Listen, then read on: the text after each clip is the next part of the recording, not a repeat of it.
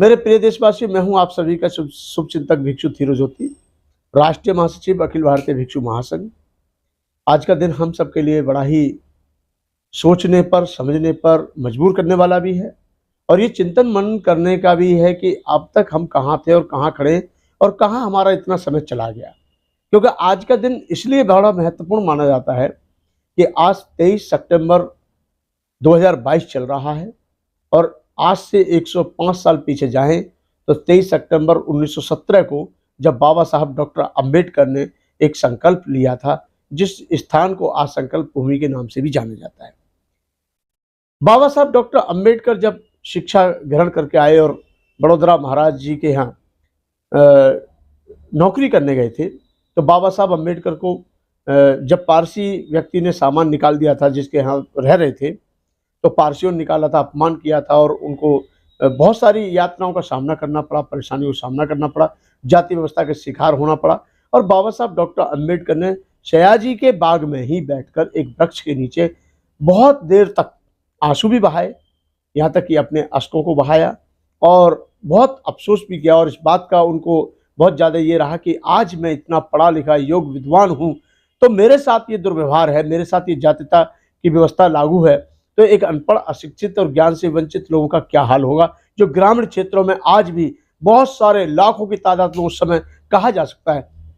जिन्होंने शिक्षा का द्वार तक नहीं देखा था, स्कूल का द्वार तक नहीं देखा था, उन लोगों को कितनी परेशानियों का सामना करना पड़ता होगा। इसलिए ही बाबा साहब अम्बेडकर ने एक दृढ़ संकल्प किया कि मैं अगर इस समाज को न्याय नहीं दिला पाया तो मैं अपने आप को समाप्त कर सकता हूं।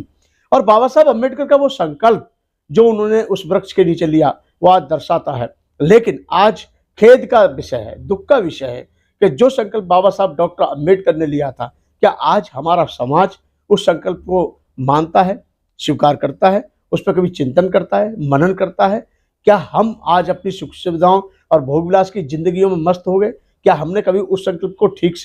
ठीक तरीके से याद किया है? कभी हमने उसको जानने का प्रयास किया है? नहीं।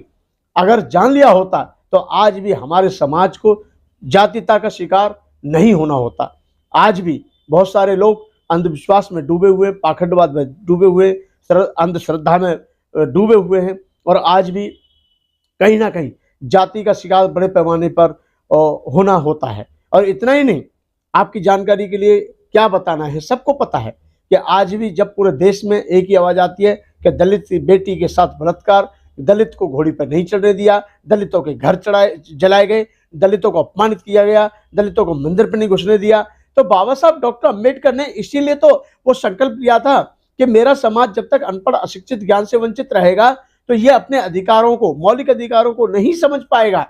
इसलिए बाबा साहब ने कहा था अगर मेरे जैसा पढ़ा लिखा विद्वान व्यक्ति इनको न्याय नहीं दिला पाया तो फिर कोई दूसरा अंबेडकर आने वाला नहीं है जो इनकी परेशानियों को समझ सके और उनका निराकरण कर सके। तो मेरे देशवासियों, आज हम सबके लिए ये बड़े गौरव की बात है, बड़े गौरव का दिवस है कि आज 23 सितंबर 2022 चल रहा है और बाबा साहब अम्बेडकर ने 23 सितंबर 1917 को ये प्रण किया था, दृढ़ संकल्प लिया था, जो कि उन्होंने अपना वो संकल्प पूरा करके दिखाया। जैसे बाबा साहब अम्बेडकर ने कहा मैं महिलाओं को न्याय दिलाऊंगा, दिलाया। बाबा साहब अम्बेडकर ने कहा मैं छुआछूत व्यवस्था को खत्म करूंगा, खत्म करने का प्रयास किया और किया, बहुत बड़े पैमाने पर खत्म किया। मैं शिक्षित बनाऊंगा, सबको शिक्षित बन गया हमारा समाज, और यहाँ तक कि मैं भारत को बौद्धमय करूंगा। बाबा साहब डॉक्टर अंबेडकर के बदौलत आज हम बौद्ध भिक्षु बनकर के प्रचार कर रहे हैं, प्रसार कर रहे हैं। ये श्रेय उन्हीं को जाता है और आज हम पूरे देश में